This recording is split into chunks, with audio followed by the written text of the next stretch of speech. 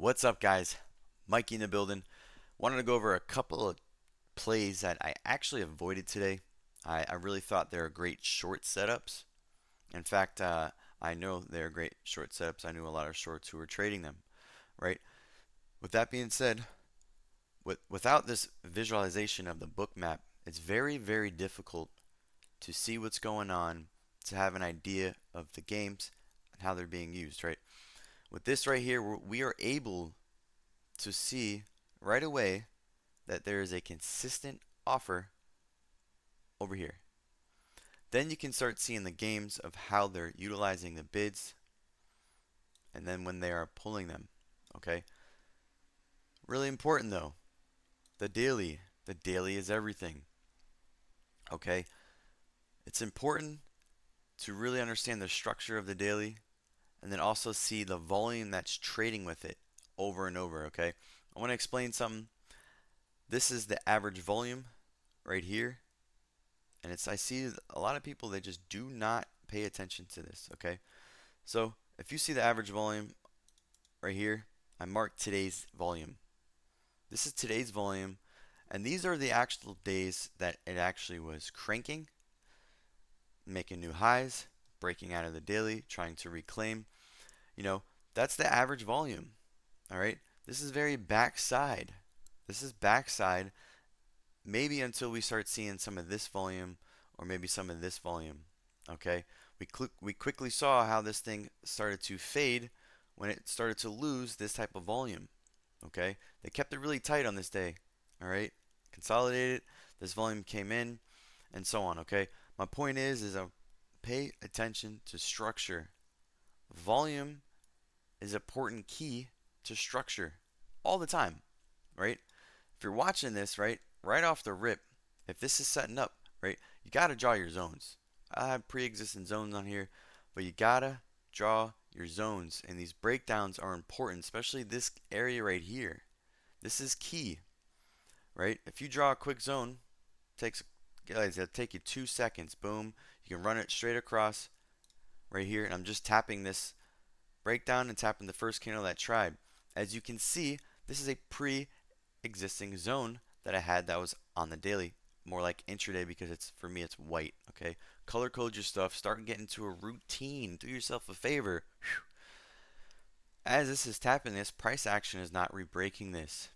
All right, this is an important area to hold, and it breaks it, tries it again, and then finally breaks down. Now, with the book, remember, this is a nice lower high attempt. This is the first high, lower high. This could have been one. It doesn't matter. See, this is very important too.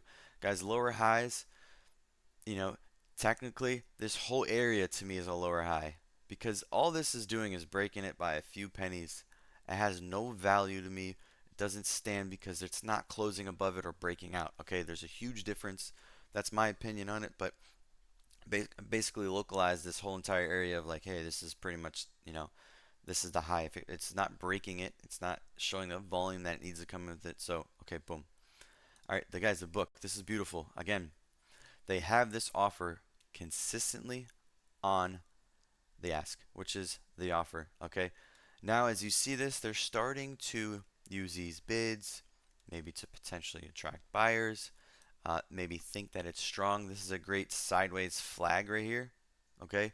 Um, Jrut goes over this plenty times, right? Nice backside kind of flaggy action. Okay. As you see price action, it's really important because this thing is not, I repeat, it is not even coming close to that 650 wall. So if you had it like this or not, fully, you can spread it. Learn to start spreading this out over and over again. And you're going to start seeing that there is barely no appetite for this, okay? All right, there's barely no appetite on this. A lot of people are getting, you don't even realize it, but most people are getting filled in between the spread. They're not even getting filled on the offer. There's a couple people right here, maybe some right here, potential chasers, right? I don't know, what's going on right here, but this is very important. All right, if you see this right here, look at the liquidity. There is none. You guys got to be careful. All right, do not get bagged as a long. Okay, bringing awareness to that. And then also watch out what daily you're trading. I can't tell you again, the daily is so important. The first 5 minutes of price action, maybe some igniting volume or maybe some pullback volume is very important too. And how the daily is reacting off of it.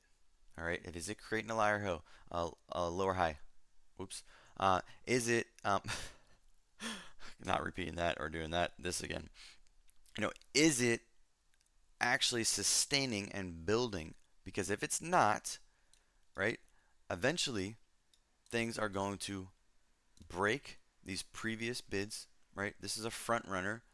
He's pulling before it even comes down here, and then eventually pulls down and it actually hits the next best available bid.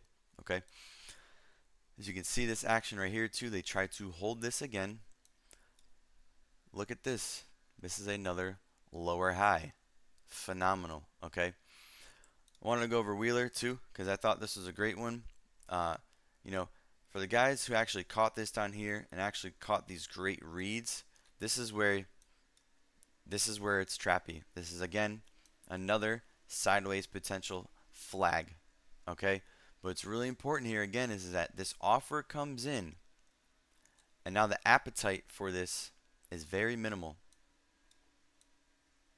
Okay, and in fact, they try to smash this, and you can see this right here as this comes. All right, there's about 50K on the offer. Someone tried, they got it down to about 40K, 39, and that was it. All right, that's it. So someone tried, it failed, and they immediately throw another offer underneath here, guys.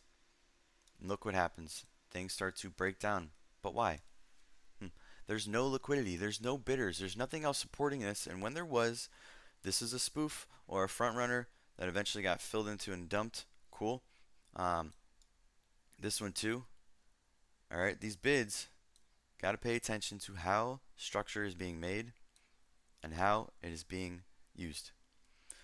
You're not going to be able to see these things without this.